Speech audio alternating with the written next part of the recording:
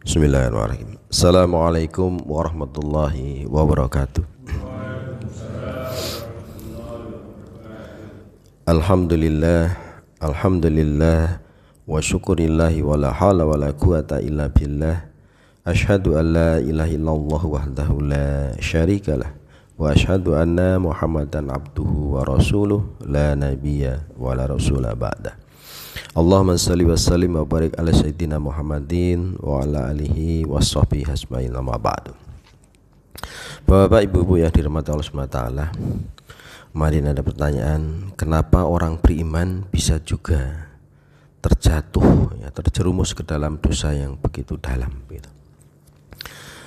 Alasannya adalah bahwa sesungguhnya sebagaimana Allah katakan, orang manusia itu, orang-orang yang beriman, apalagi yang sering ibadah, itu juga manusia ya. Jadi hampir semua manusia itu mempunyai potensi untuk kemudian melakukan kesalahan, dosa gitu. Ya, baik dia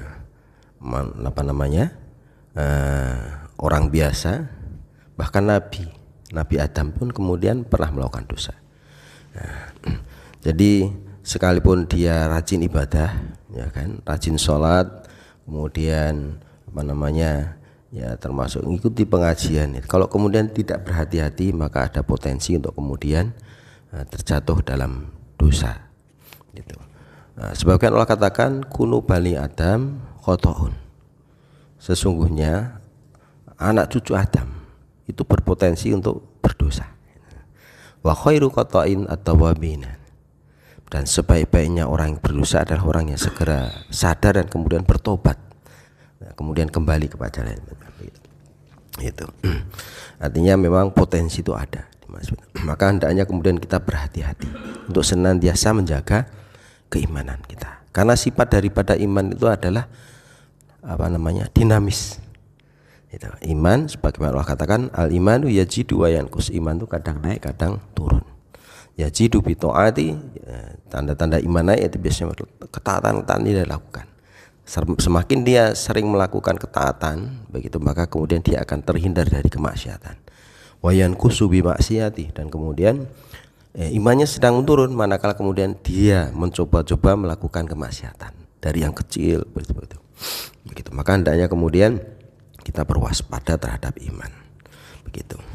Kemudian ada sebuah hadis mengatakan bahwa innamal imanu lumu'ahdu biqalbi. Sesungguhnya iman itu ada kilatannya, ada cahayanya di dalam hati itu. Kayak gitu. Wa idza adnabal abdi, apabila seorang hamba melakukan dosa, dhahabta tilka lum'atu. Nah, maka apabila dia seorang hamba melakukan dosa, maka kilatan cahaya itu akan memudar.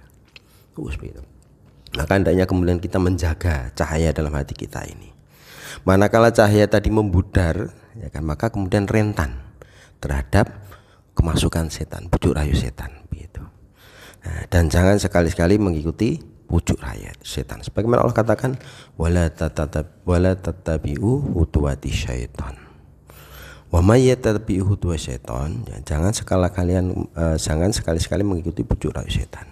Dan barang siapa yattabi'u khutuwati syaitan, mengikuti bujuk rayu setan, fa innahu, sesungguhnya setan itu ya'muruna bil munkari wal fahsya'i. Jadi setan itu mengajak kepada yang keji, perbuatan keji dan mungkar. Yang seringkali kita tidak sadar begitu. Kemudian bagaimana setan itu bisa menggoda orang beriman? Setan itu menggoda tidak langsung sekaligus. Jadi setan tidak langsung mengajak orang beriman itu langsung berbuat dosa besar, tidak. Tapi dengan bertahap, dengan langkah-langkah yang kecil, dengan tadarut. Nah, kalau kita nggak sadar, kita nggak waspada, maka kemudian kita nggak kerasa dari yang langkah kecil terus lama-lama besar. Misal seorang ulama, kenapa kemudian sampai kemudian melakukan perzinahan kepada santrinya itu? Ya karena dia membiarkan kebiasaan dengan ikhtilat, bertemu dengan lawan jenis. Pertama dia anggap biasa lama-lama. Tapi sesungguhnya bertemu dengan lawan jenis, memandangi lawan jenis terlalu lama, maka di situ pintu setan masuk. Menyisikkan begitu. Nah, maka kemudian setan masuk semakin dalam dengan kehalusannya, dengan kelicikannya, maka kemudian terjadilah apa yang terjadi begitu. Jadi betapa liciknya setan, karena dia memang targetnya adalah manusia adalah tergelincir, dan semakin tinggi keimanannya maka kemudian semakin halus dia menggodanya begitu. Nah, cuma masalahnya manakala kemudian dia tersadar godaan setan, maka orang yang beriman, orang yang soleh itu agar kemudian segera bertobat tadi, khairul qota itu wabina. Ya, tetapi kalau kemudian dia sudah mengeras hatinya, kemudian berubah menjadi orang fasik, maka dia menikmati sehingga berulang begitu. Maka yang membedakan dosa orang beriman, dosa orang yang soleh dengan dosa orang yang fasik itu, begitu manakala orang soleh tadi kemudian menyadari dia telah melakukan dosa, langsung kemudian ada titik balik begitu. Kemudian menyesali dengan sangat, kemudian bertobat. Tetapi orang fasik adalah menikmati begitu misalnya. Nah, itu bedanya. Karena kadang-kadang Allah itu membiarkan hambanya yang soleh itu kemudian terjatuh dalam dosa. Kenapa Allah membiarkan? Untuk menguji ketawakalannya. Jadi begitu, menguji ketawakalannya. Karena kadang-kadang orang soleh yang terlalu merasa pede, terlalu merasa aman, itu sesungguhnya pintu setannya terbuka di situ. Orang yang sudah merasa soleh, sudah merasa baik, itu justru kemudian pintu setannya terbuka. Maka Allah katakan dalam surat An-Nur itu, jadi barang siapa yang kemudian diperingatkan, kemudian dia tidak mendengarkan, maka kemudian Allah bukakan pintu-pintu yang lain. Nah, saat kemudian Allah berikan kebaikan, kemudahan, yang kemudian dia membuat mereka bergembira, nah saat itu juga kemudian Allah berikan hukuman begitu. Itu makanya Allah kadang-kadang membiarkan hambanya yang soleh tadi kemudian terjatuh.